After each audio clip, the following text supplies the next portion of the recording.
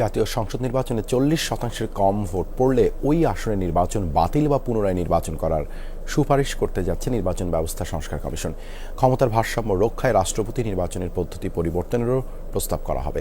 নির্দলীয় ব্যক্তিকে রাষ্ট্রপতি পদে নিয়োগের বিষয়টি গুরুত্বের সাথে বিবেচনা করা হচ্ছে বলে জানিয়েছেন সংস্কার কমিশনের সদস্যরা। রাষ্ট্রপতি নির্বাচিত হবেন জনপ্রতিনিধিদের ভোটে। Lovely Bithi report.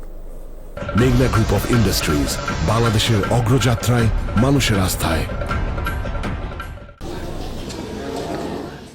ক্ষমতাচ্যুত আওয়ামী লীগ সরকারের আমলে বিগত ৩টি সংসদ নির্বাচন ভোটার উপস্থিতি ও ভোটের হার ছিল প্রশ্নবিদ্ধ।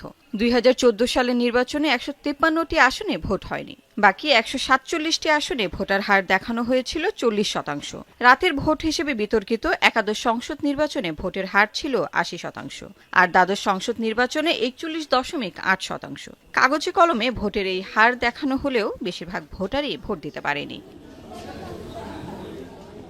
তাই ছাত্র জনতার গণ অভ্যুত্থানের পর নির্বাচন ব্যবস্থা সংস্কারের দাবি ওঠে। সে অনুযায়ী নির্বাচন সংস্কার কমিশন ইসিকে শক্তিশালী করা সহ ভোট বাতিলের ক্ষমতা, নির্বাচনে আদালতের অযাচিত হস্তক্ষেপ বন্ধ, আরপিওতে সেনাবাহিনীর ম্যাজিস্ট্রেসি ক্ষমতা স্বয়ংক্রিয়ভাবে অন্তর্ভুক্ত করার প্রস্তাবনা তৈরি করেছে। প্রস্তাবনায় থাকছে ভোটের হারের নির্দিষ্ট করার বিষয়টিও।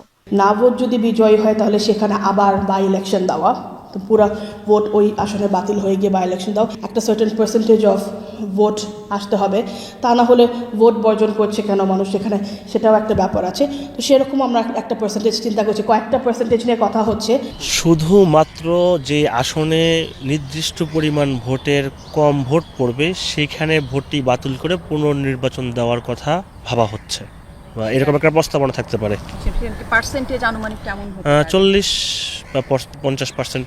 রাষ্ট্রপতি নির্বাচনের পদ্ধতি সংস্কারের প্রস্তাবও করবে কমিশন। সদস্যরা বলছেন, রাষ্ট্রপতি পদ নিরপেক্ষ হলেও দলীয় ব্যক্তিকে নির্বাচিত করায় স্বজনপ্রীতি এবং দলের প্রতি আনুগত্য প্রকাশ করেন তারা। প্রধানমন্ত্রীর একক ক্ষমতা নিয়ন্ত্রণে নির্দলীয় ব্যক্তিকে রাষ্ট্রপতি পদে নির্বাচনের সুপারিশ করবে সংস্কার কমিশন। প্রার্থী মনোনয়ন নির্দলীয় হতে হবে, তারপরে হচ্ছে গিয়ে পদ্ধতি। সুতরাং সব দিক থেকেই, এবং এটার মূল কারণ হচ্ছে গিয়ে চেকস অ্যান্ড ব্যালেন্সটা বাড়ানো। তো মোটামুটি ৬০-৬৫ হাজারের একটা একটা ইলেকটোরেট কলেজ সর্ট অফ, যে সব লোকালি ইলেক্টেড অফিসিয়ালস ইনক্লুডিং উপর এবং আপার হাউস এবং লোয়ার হাউসের 2/3, এটা একটা পদ্ধতি আছে। এই পদ্ধতিটা আমরা চিন্তা করছি। এইরকম বহু রকম দলীয় নির্দলীয় অনেক রকম প্রস্তাব আছে, এগুলো আমরা সবগুলো পর্যালোচনা করছি, যাতে যারাই নির্বাচিত হয় তাদের জন্য দায়িত্ব থাকবে, ওটা পরবর্তীতে নির্বাচনের পরে যারা এই ক্ষমতায় আসে তাদের দায়িত্ব হবে সেটা বাস্তবায়ন করা।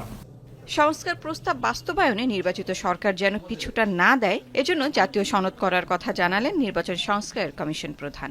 নতুন সংসদের মাধ্যমে এগুলো বাস্তবায়ন করতে হবে। লাভলি বিথি, যমুনা নিউজ, ঢাকা।